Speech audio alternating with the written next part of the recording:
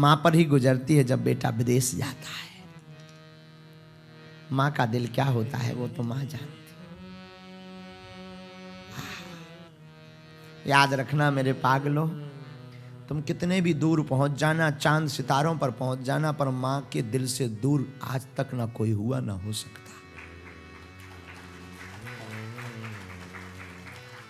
तुम चांद की यात्रा पर भले ही चले जाना, पर मां के दिल से दूर आज तक कोई नहीं हुआ। एक भी व्यक्ति ऐसा नहीं होगा संसार का, बेटा हो या बेटी।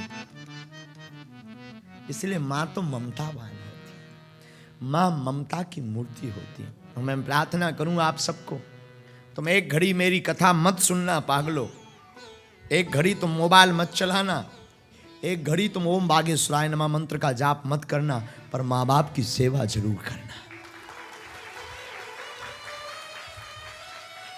इससे बड़ा कुछ नहीं है भैया, मां बाप से बड़ा इस जगत में कोई नहीं है भैया। ये साक्षात परमात्मा है। तुम सबको भूल जाना, पर मां बाप को मत भूलना।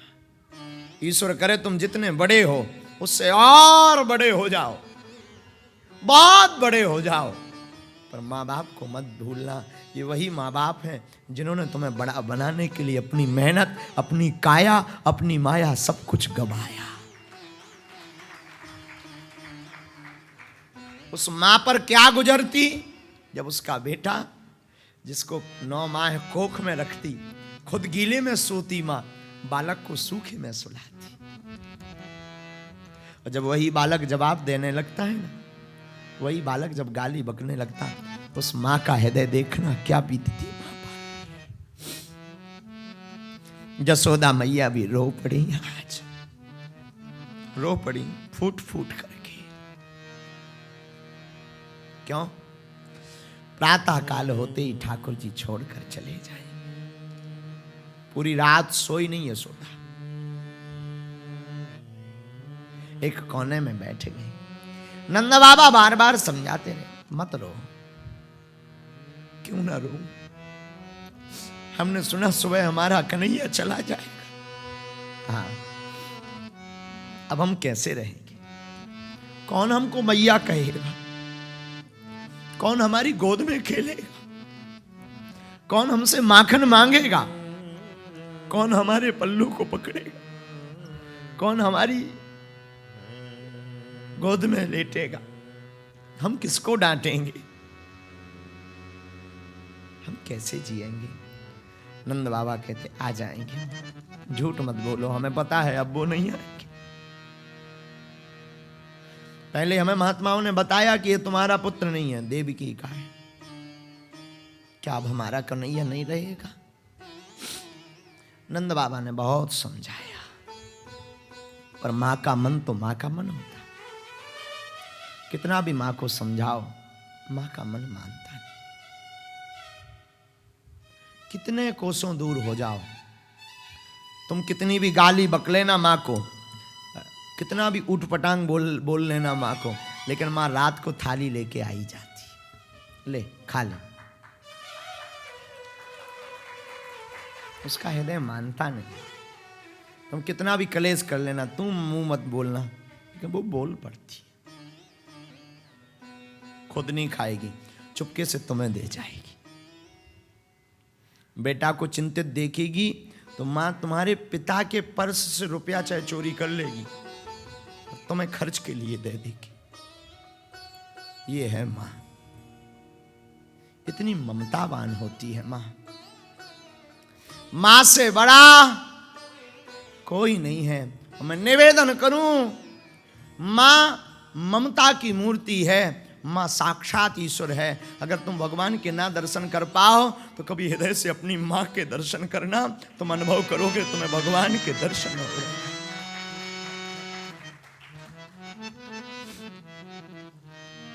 हमें जीवन में याद है, अपने जीवन में जब बचपन में हम, अब तो रहते तो उसी गांव में है, आज भी उसी गांव में जहाँ माता पिताजी रहते हैं, लेकिन इतने अभागे हो गए हैं कि 5-5, 6-6 माँ से मिल नहीं पाते, क्योंकि दरबार की सेवा रहती है।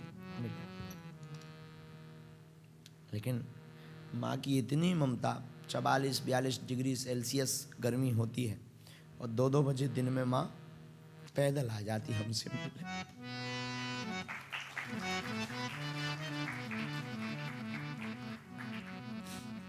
हमसे बाहर नहीं निकला जाता है ऐसी गर्मी में।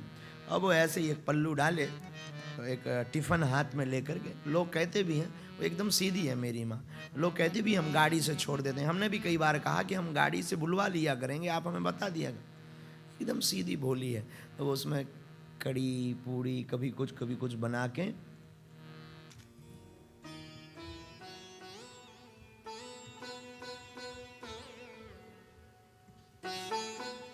हमारी माँ का एक बहुत सूत्र है, बहुत अच्छा। बचपन में जब हम गांव में महाराज जी भिक्षा मांगते थे, घर घर जा कर के भिक्षा मांग करके 4 साल हमने अपने पूरे परिवार का भरण पोषण ठाकुर जी ने करवाया। भिक्षा यानी घर घर, ब्राह्मण थे। तो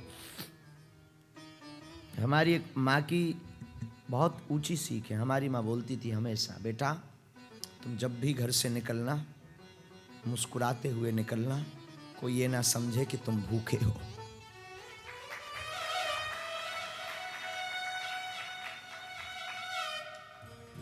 और उस जमाने में 2 रुपए का पार्ले जी एक बिस्कुट चलती थी, 2 रुपए का पैकेट आता था। तो वो अगर कहीं से हमने सत्यनारायण बाँची या पुराण बाँचा हो कुछ हमें मिला तो हम पार्ले जी लेकर के जाते थे, तो बिस्कुट बांट लेते थे हमारे भाई बहनों में आपस में, क्योंकि भोजन की बड़ी दिक्कत होती थी। तो आपस में बांट लेते थे। 2 बिस्कुट माँ को देते थे, माँ खाती नहीं थी, उसको बांध के रख लेती थी। और शाम को जब चाय बनती थी या नहीं बनती थी, व्यवस्था नहीं होती थी, तो माँ वही बिस्कुट ला के एक एक टुकड़ा सबको दे देती। ये है माँ, इसका नाम है माँ। खुद भूखी रहती।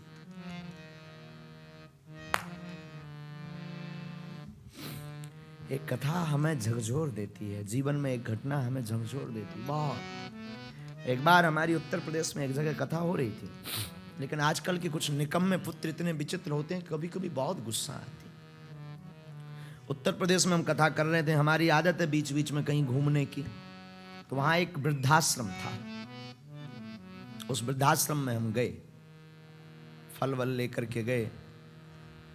तो वृद्धाश्रम के पूरे बूढ़े माता पिता जो रहते थे वो आए, सबको बड़ी प्रसन्नता हुई। हम गए, हमने कहा माता जी कैसी, सबको मिले, सबको फल दिया, किसी को हमने बिस्किट का पैकेट दिया। अभी 3-4 साल पहले की बात है, 4-5 साल हो गए।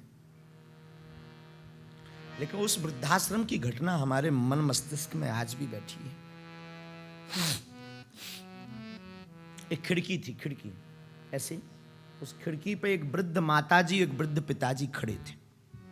हमें पहुंचे 1 घंटा हो चुका था, लेकिन ना तो उन्होंने हमारी तरफ देखा, 1-2 बार देखा, लेकिन हमारे पास आए नहीं। हमें बड़ा आश्चर्य लगा।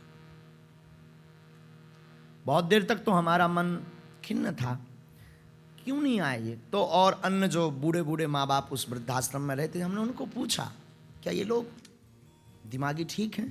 बोला जी गुरु जी वो लोग सही हैं। हमने कहा बात करते हैं सबसे? हाँ। हमने पूछा कि वो आए क्यों नहीं, वो हमसे बात करने क्यों नहीं आए, क्या उनको प्रसन्नता नहीं है? वो बोले गुरु जी बहुत प्रसन्न होते हैं। हमने कहा खिड़की से क्या झांक रहे, कुछ दिखता है क्या?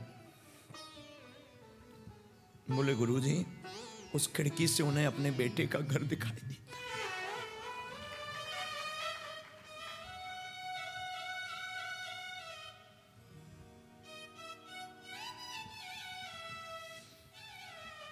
और उस बेटे का एक बालक है, नाती, उसको स्कूल जाते देखते, स्कूल से आते देखते।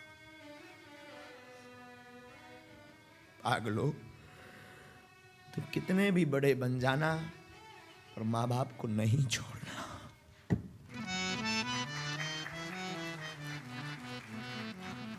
सब कुछ छोड़ देना, माँ बाप को मत छोड़ना। माँ बाप कोई इंसान नहीं है, माँ बाप इस धरती के भगवान है। माँ बाप कोई संबंध या नाता नहीं है, माँ बाप तुम्हारे जन्म लेने के कारण है, और माँ बाप नहीं होते तो तुम नहीं होते। और याद रखना, एक घड़ी तुम परमात्मा की पूजा ना कर पाओ चल जाएगा, माँ बाप की पूजा कर लोगे परमात्मा खुश हो जाएगा। इसलिए तुम माँ बाप को मत छोड़ना। एक वो गीत गाओ, तू कितनी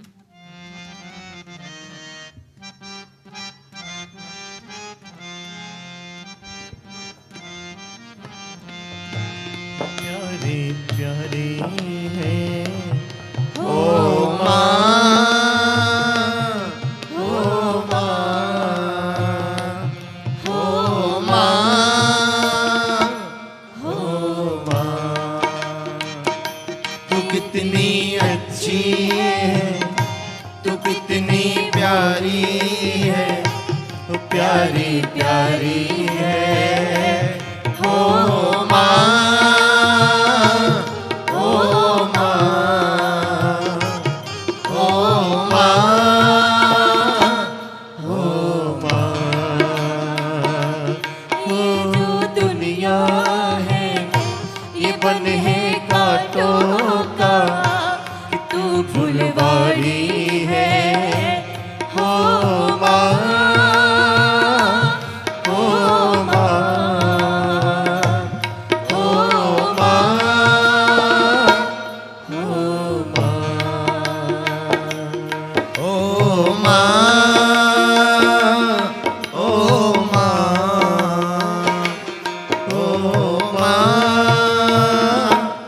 ओ माँ। माँ ममता की मूर्ति है, माँ परमात्मा का एक दर्शन है। माँ बाप ब्रह्मा और विष्णु हैं। ब्रह्मा माँ है, विष्णु पिता है, और शिव गुरु है। सबको भूलना, हर बात देखो तुम भूलो भले, माँ बाप को मत भूले, हर बात को तुम भूलो भले, माँ बाप को मत भूले, माँ बाप को मत भूलना। वो एहसान इनके लाखों है, इस बात को मत भूलना, हर बात को तुम भूलो भले, माँ बाप को मत भूलना, माँ बाप को मत भूलना। यशोदा की आंखें भर आई माँ की। ये कथा बहुत गहरी है, अगर इसमें हम प्रवेश करेंगे तो फिर निकल नहीं पाते हैं। सीधी बात बोलते हैं, ठाकुर जी सबको छोड़कर वृंदावन छोड़कर चले गई। गोपियां रोती नहीं, श्री राधा रानी जो रोती नहीं, और यहीं से भागवत में विचित्र मोड़ आता है। अब तक जो ब्रज का रस था, अब ब्रज का रस शून्य हो जाता है। ब्रज का रस शून्य। भगवान मथुरा गए, मथुरा में घूमे, धोबी मामा का उद्धार किया। कुब्जा 3 जगह से टेढ़ी थी, उसके कुबड़पन को ठीक किया। आपके जीवन में आप पाओगे कि लोग हाँ तो कहेंगे पर करेंगे नहीं। और गोस्वामी जी ने इस बात की पुष्टि भी की। सोरे नर मुनि सबकी यह रीति, सुर नर मुनि सब की गहरी, सुर नर मुनि सब की यह रीति, सुर नर मुनि सब की क्या? रीति। स्वार्थ लाग करई सब प्रीति, स्वार्थ लाग करहि सब प्रीति। स्वार्थ लाग करई सब प्रीति, स्वार्थ लाग करहि सब प्रीति। सुर नर मुनि सब की है रीति। सुर नर मुनि सब की है रीति। सुर यानी देवता, नर यानी मनुष्य, मुनि, साधुओं इनकी रीति है। ये स्वार्थ देखेंगे तो आपसे प्रेम करेंगे। जिस दिन इन संसार के लोगों का स्वार्थ खत्म हो जाएगा, ये आपको राम राम भी नहीं करेंगे।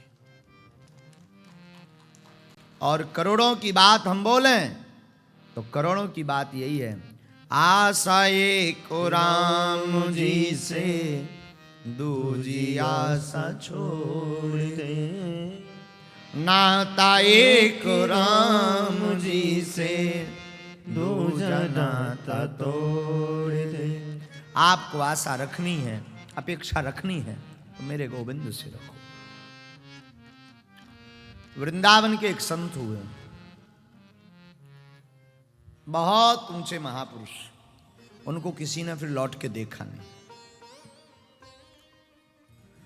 वृंदावन में बांके बिहारी मंदिर के बाहर वो महात्मा बैठते थे, अंधे थे, आंखों से दिखाई नहीं देता था। हाथ में कटोरा और आने जाने वाले लोगों से जो मिल जाता था उससे जीवन में भरण पोषण करते थे और बड़े मौज से रहते थे। बांके बिहारी की देहरी पर डले रहते थे। कौतुक की बात यह है, याद रखना मेरे पागलों, इस संसार में सब भिखारी है। इस जगत में कोई अकेला आदमी ऐसा नहीं है जो भिखारी ना हो। अंतर इतना है, गरीब मंदिर के बाहर भीख मांगता है, अमीर मंदिर के भीतर भीख मांगता है। मांगते दोनों हैं। गरीब बाहर लज्जा तोड़ करके भीख मांगता है, वही अमीर अंदर जाकर के रो रो कर फूट फूट करके भीख मांगता है। और हम निवेदन करेंगे आपसे, जब पूरी दुनिया भिखारी है तो एक भिखारी दूसरे भिखारी से भला क्या अपेक्षा रखे। तू भी भिखारी, मैं भी भिखारी, और हम दोनों आपस में अगर अपेक्षा रखें तो हमें लगता है तुम भी मूर्ख हम भी मूर्ख, 50 तुम 50 हम। अपेक्षा रखनी ही है तो उस परमात्मा से रखो जो तुमको भी देता है और हमको भी देता है। हम लोग भूल यही करते हैं जीवन में, संसार के लोगों से बहुत कुछ प्राप्त करने के लिए स्वांग रचते हैं, प्रपंच रचते हैं, तरह तरह की बातें बुनते हैं, गुनते हैं, कहते हैं, सुनते हैं, धन की लालच में। विचित्र बात तो यह है कि इन महात्मा ने जीवन में पूरी जिंदगी बाहर भीख मांगी। एक बार एक महापुरुष मथुरा के वृंदावन में गए और वृंदावन में बांके बिहारी का दर्शन करने गए। तो ये तो अंधे थे, कटोरा लेकर के बैठे हुए थे। इन्होंने आवाज दी, कोई अगर है तो कुछ लाओ, कुछ चढ़ाओ। जय बिहारी जी की, जय हो वृंदावन बिहारी की। एक सिद्ध पुरुष महात्मा, देखो फक्कड़ों की अपनी मौज होती है। फक्कड़ों का जिस दिन तुम संग करने लगोगे, जीवन में तुम्हारे फक्कड़पन अपने आप आने लगेगा। बीड़ी पीने वाले के, बीड़ी जानते हो, अगरबत्ती, कलयुग की अगरबत्ती। कलयुग की अगरबत्ती पीने वाले के साथ तुम रहोगे, तुम पाओगे कुछ दिनों बाद तुम उसका धुआं सूंघोगे।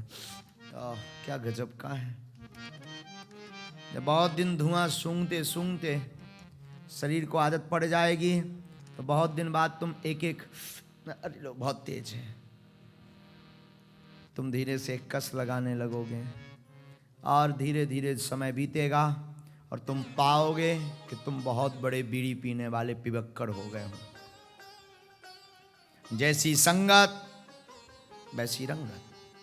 और जीवन में कल हमने शायद एक सूत्र बताया था, कल बताया था, आज हमें खबर नहीं, दोबारा भी कह दें तो कोई बात नहीं। करोड़ों का सूत्र सुनो, जो प्राप्त है वही पर्याप्त है। आपके पास जो है उसी में तुम मुस्कुराना प्रारंभ कर दो, आप कभी रोओगे नहीं। आप पाओगे कि आपकी जिंदगी में 4 चांद लगे हैं।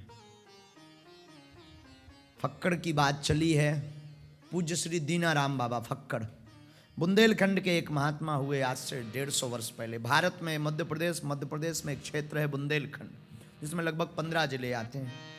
उन जिलों में कालपी के नजदीक, जहां वेद व्यास जी की जन्मभूमि है, कालपी जहां वेद व्यास जी जिन्होंने पुराणों की रचना की, कालपी के नजदीक एक गांव में पूज्य श्री दीनाराम बाबा हुए। दीना नाम था उनका, फक्कड़ बाबा कहते थे। उनकी एक कथा है बहुप्रचलित। उस जमाने में राजशाही जमाना था, राजाओं का जमाना था, राजाओं की हुकूमत चलती थी, राजाओं का सत्ता चलता था, राजाओं की सत्ता के अधीन होकर के प्रजा लोग रहते थे, राजाओं के अधीन होकर के लोग काम करते थे। राजाशाही जमाने में पूज्य श्री दीनाराम बाबा फक्कड़ हुए और एक बार, महात्माओं की तो अपनी मौज है, बीच रास्ते में लेट गए, तकिया अपने हाथ का बना लिया। महात्माओं का तकिया क्या होता है? तकिया यानी पिलो, क्या होता है? हाथ का तकिया बना लिया, रेती की बिस्तर बना ली, बीच रास्ते में लेट गए। उस समय के बहुत बड़े राजा की सवारी निकली, तो राजा की सवारी निकली तो मंत्रियों ने कहा, ए पागल उठ। फक्कड़ बाबा ने कहा, क्यों उठूं? तेरे बाप की जागीर है। मंत्री ने कहा, मेरे बाप की तो नहीं है, पर यहां से कोई निकल रहा है। और जब मंत्री ने देखी, लाल लाल आंखें, तन पे कुछ नहीं, पर मुस्कुराहट बड़ी प्यारी, चेहरा की कांति एकदम तेज, बलिष्ठ शरीर, ये कोई साधारण नहीं है। देखो भाई, मेरे बाप का तो कुछ नहीं है, पर यहां से मेरे राजा निकल रहे, शहंशाह है, उस जमाने का शहंशाह निकल रहे, रास्ता दो। लेकिन धन्य रे फक्कड़, फक्कड़ों की मौज देखना। साधु ने मुस्कुरा करके कहा, ए जाकर के अपने राजा से कह दो, अभी दुनिया का महाशहंशाह आराम फरमा रहा है, अपनी सवारी रोक करके रखे। मंत्री चौंका और ठहाका लगा के हंसते हुए बोला, तुझे शर्म नहीं आती? तन पे ठीक से तेरे कपड़े नहीं है, लेटने को बिस्तर नहीं है, तकिया भी तेरे पास नहीं है, हाथ की तकिया बना करके बैठा है और अपने आप को शहंशाह घोषित कर रहा है। राजा ने शोर सुना तो राजा दौड़ा दौड़ा चला आया, मंत्री को आवाज दी, क्या हुआ? मंत्री ने कहा, कोई पागल लेटा है और अपने आप को शहंशाह घोषित करा है। राजा ने कहा, देखना चाहिए, शहंशाह तो मैं बनने वाला हूं, ये पहले से कौन प्रकट हो गया? तो राजा गया, राजा ने पूछा, हु आर यू? अंग्रेजी में पूछा होगा तो ऐसे ही पूछा होगा, आप कौन हो? तो साधु ने मुस्कुराकर कहा, तुम कौन हो? मैं सम्राट हूं, राजा, आई एम किंग। वाओ, आप किंग हो, आप राजा हो, है या? साधु ने कहा, अगर तुम राजा हो, तुम अगर सम्राट हो, तो मैं शहंशाह हूं। राजा को हंसी आ गई, तुम्हारे तन पे कपड़े नहीं, मंत्री नौकर चाकर नहीं, लेटने को बिस्तर नहीं, रहने को झोपड़ी नहीं, पीने को पानी का पात्र भी नहीं, तुम अपने आप को शहंशाह कहते, तुम्हें शर्म नहीं आती है? साधु ने छोड़ा, साधु ने कहा, छोड़, बंद कर बात, बेफिजूली की बातें कर रहा है, बंद कर, बैठ इधर। राजा बैठ गया और राजा भी वो आश्चर्य भाव भंगिमा को देख करके दिग्भ्रमित हो गया, चकित हो गया आश्चर्य में पड़ गया कि कोई इतना तेजवान व्यक्ति, इतनी नसीली उसकी लाल लाल आंखें, इतनी मुस्कुराता हुआ मुख, कमल की भांति चमचमाता हुआ, ये भला है कौन? है कोई साधारण नहीं, है तो कोई महापुरुष। तो राजा बैठ गया। यस। साधु ने कहा कहां जा रहे हो? राजा ने कहा सामने वाले देश पर चढ़ाई करने जा रहे, युद्ध करने, उस देश पर लड़ाई का डंका बजाने जा रहे हैं। साधु ने कहा क्यों, जीतना चाहते हैं? राजा ने कहा क्यों जीतना चाहते हो? राजा ने कहा मैं शहंशाह बनना चाहता हूं। बोले उस देश को जीत करके क्या करोगे? बोले उस देश को जीत करके फिर मैं विश्व विजयी बन जाऊंगा, दिग्विजयी। हो फिर क्या करोगे? फिर क्या? मेरी हुकूमत चलेगी। हो फिर क्या करोगे? फिर क्या? मेरे नाम का डंका बजेगा। हो। साधु ने कहा फिर क्या करोगे? फिर तो मेरे मर्जी के बिना कुछ हो नहीं सकता। ठीक है, फिर क्या करोगे? फिर क्या? मैं आराम से सोऊंगा। साधु ने पकड़ा, एक जोर का चाटा झड़ा। मूर्ख, तू दुनिया को जीतेगा, फिर कहीं तू शहंशाह बनेगा, फिर कहीं लोग तेरी बात मानेंगे, फिर कहीं तू बाद में आराम से सोएगा। मैं बिना जीते आराम से सो रहा हूं। तू शहंशाह है या मैं शहंशाह?